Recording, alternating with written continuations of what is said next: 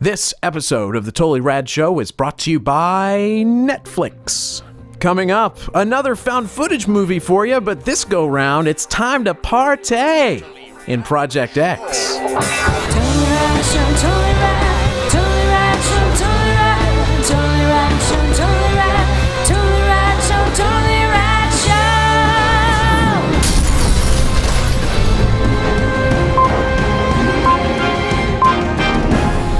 Hello, everybody, and yes, yet again, neither Dan nor Jeff could make it to see this lovely movie that we're going to be talking about, but Jen Yamato, the editor of MovieLine.com, is here. We are going to be talking about the crazy, I was just about to say rom-com. Maybe it is raunch-com. Let's call it a raunch-com. From Todd Phillips, the director and producer of Hangover, produced Project X, which is a found footage high school party mayhem movie. Lots of mayhem. Lots of mayhem. Now, you saw it last week. Mm-hmm. What did you think of Project X? Well, just to set it up, Matthew Broderick is working with the government, and there are monkeys. I totally forgot about that. Wait, that's not the Project X no, that it's you saw? not the monkey pilot one. Oh, crap. This is there weren't any monkeys actually. No. There should have been monkeys. Monkeys make every movie better. Yes. Automatically 1 star more. Now, could it have been 1 star more? Did it need monkeys? Oh yes, in my estimation, it needed a couple more monkeys, and I'll tell you what. Okay. I mean, this is basically, it's a very simple premise. Found footage of these high school kids, typical sex-crazy loser, nerdy boys who have not been laid, who want to throw an epic party so that they can get cool enough to get chicks. Sounds like the plot of Superbad.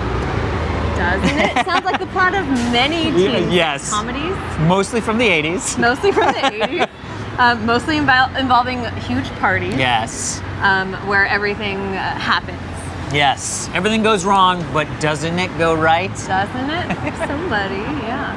So in many ways, Project X is very similar to all the movies that have come before in this genre, which is fine. You know, I'm fine with that. It's basically a party.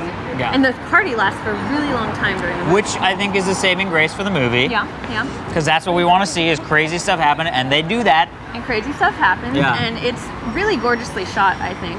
Yes, actually one of our friends, the guy who shot both of my short films, Keith Dunkerley, was one of the camera ops, and he got some of the best shots. I mean, I remember when he was shooting this, though I didn't know it was this, and he literally was shooting from like 1 a.m. to 8 a.m. every day, and I was like, I can't even imagine that. High five, Keith? Keith, yeah. Keith. I will high five him. Because it does look gorgeous. It looks like the best, like, what all Miller Lite ads should actually be if there weren't laws against showing drunk teenagers having fun.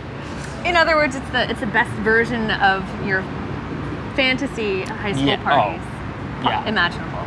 Well, now, what did you think? Because I agree with you. I think it was not the best of these comedies.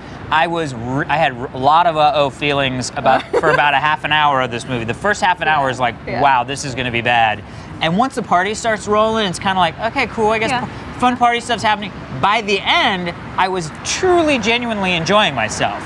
Now, I think the overall experience was sort of okay, it was fun. Yeah. But boy, that last like half an hour, I was really enjoying myself. But the thing for me was, this did not need to be a found footage movie at all. And a lot of times, you forget that it's a found footage. I think maybe the filmmakers forgot that it was a found footage thing because you're just seeing awesome movie being made. And I feel like if they chopped out the found footage-ness of it, there's a better movie to be had here. Right. In the sort of classic, just shot movie with crazy footage. And you can have the like footage that is from somebody's cam, you know what I mean?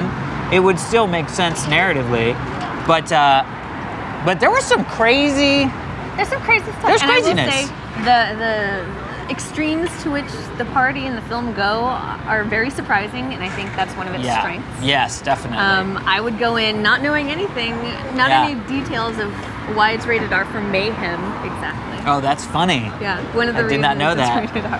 That there are moments that happen towards the end where you go, this is as bad as any. I mean, it couldn't worse than it could have ever gotten. You know what I mean? Yeah. But I think overall, it's a fun little romp. I mean, I think it's not something that you need to go rush out and see in the theater. No, and like you said, the found footage aspect isn't done, in a groundbreaking fashion. No. And it's interesting because it comes in a time when we've seen great found footage. Chronicle recently came out. VHS played at Sundance. Yeah, I haven't seen that. I've heard it's amazing. Heard it's amazing. So other people are using found footage to even comment on filmmaking. This movie doesn't really comment on anything, which actually leads to my biggest problem with it. Ooh, all right. Really sleazy. Really, really sleazy. And there's no sort of nod to it. It's just sleazy for sleazy's sake. It is. I mean, that's funny. Do you think about that? There are lots of boobs. Yeah. Which is cool, and they're great boobs. And every great teen sex comedy has boobs. Correct. These are high school boobs. High school boobs, right? They're supposed to be high school boobs. Yeah, I guess I didn't even think about that.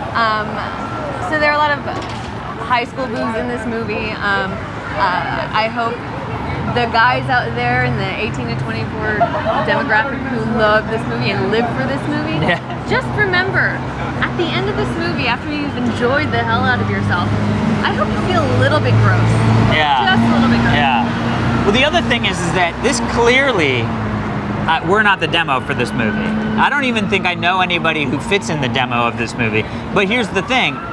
I'm wondering if kids who are in high school right now and are going to sneak into this movie or are going to, try to like unscramble HBO to see this movie, if this is going to be their hot dog or this is going to be their... Because I remember when I was 14, 15, trying to figure out how I get to watch Hot Dog or Ski Patrol. Oh, yeah.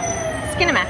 And this could be that for them, and it's interesting. And I mean, it is super cool, to watch. It's very easy to be entertained by it. The slow-mo stylized stuff is really fun. I don't know if you can hear any of the sirens. Crazy.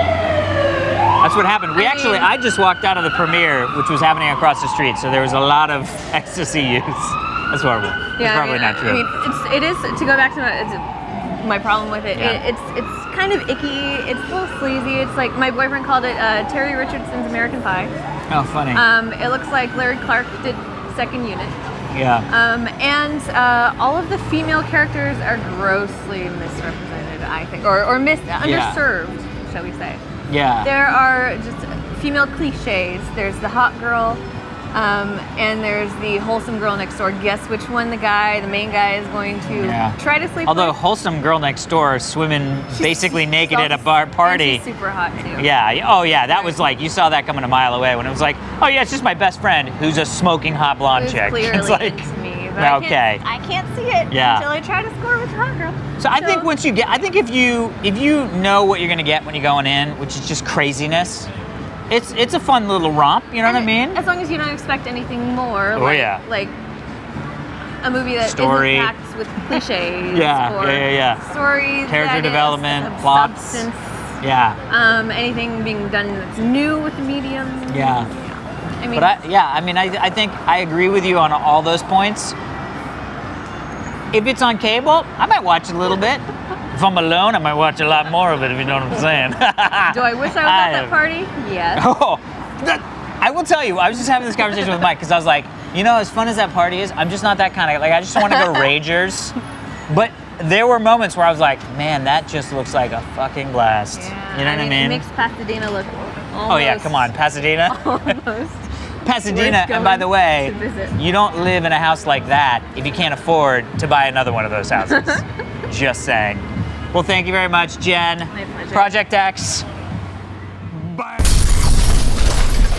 All right, everybody, be sure to stick around. We're going to have some outtakes from this week's shootings. But first, shootings. Like, we shot a bunch of people. Hilarious, though. Hilarious. We're in LA. I missed him. Wacky blooper. Whoops. I shot myself instead of the criminal. I don't know why it's criminal. Netflix. Dan? No, because we wouldn't shoot innocents. Well, just the guilty. If they're on our lawn. Or Judge Dredd. Netflix streams TV shows and movies directly to your home, saving you time, money, and hassle. As a Netflix Unlimited member, just put it in a bank. You can be an unlimited member, so you can watch an unlimited amount of those TV episodes and movies streaming directly to your PC, your Mac, your Xbox 360, your PS3, your Wii. coming soon. You know, The Vow is coming out. And I was with a bunch of dude friends, and they were talking about how awful. Maybe it's already out. Yeah. How like awful. The #1 movie for like all of right. Valentine's Day. But dudes were talking about how Channing Tatum's terrible, and while I think 21 Jump Street's going to come out and turn that around, what I was telling them was the movie I was talking about year one incessantly of TRS. Dance movie. No, a guide to recognizing your saints. Remember I said it like every episode? Well, that is on Netflix Instant Watch, so you can finally see that. Check it off that list. That's it, and see how amazing Channing Tatum and Shia LaBeouf are as actors. So anyway, you can watch it on Netflix, unlimited streaming directly to your home, saving you time, money, and hassle. Yeah, you know the thing about Netflix? You can get LaBeouf, but you won't get LaBeoufed. Yes!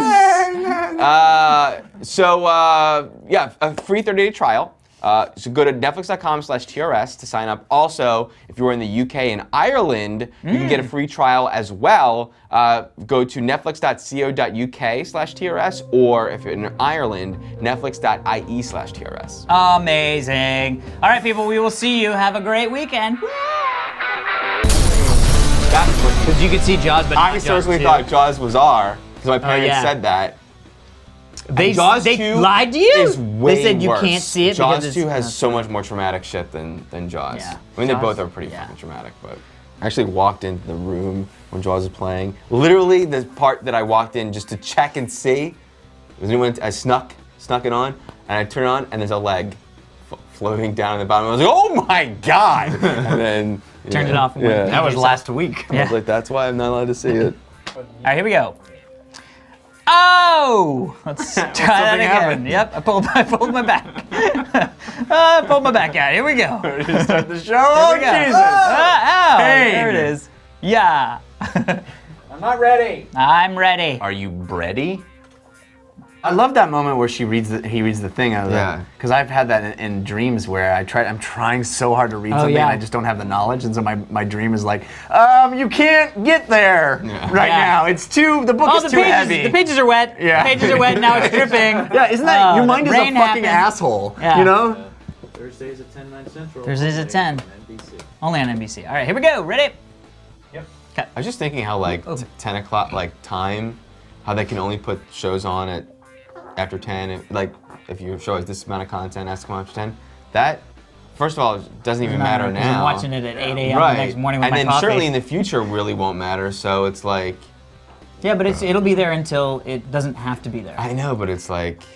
But here's the thing, and this is the thing that I always say, which is, there were still 75% of the people in the United States that had TVs were affected by the fact that the digital TV signals had to be done. Yeah. We had digital TVs 15 years ago. We were upgrading to the digital TV. So there's still such a large population of this country that watches those shows, but that doesn't have a DVR, that doesn't even have cable, that is doing it over the airwaves, and that's why they have Nielsen boxes. You're saying we should execute those people. Execute them all. Shoot them out of rockets so they could at least experience some joy of technology before they die. I like it. All right, here we go. Kill them with robots. Kill them with robots! Or TV signal. The TV signal becomes robots. Yeah. Amazing. All right, here we go. Ready? Whoa. What's up? Side hammer. Side hammer. I'm dreaming right now. They call me the side hammer.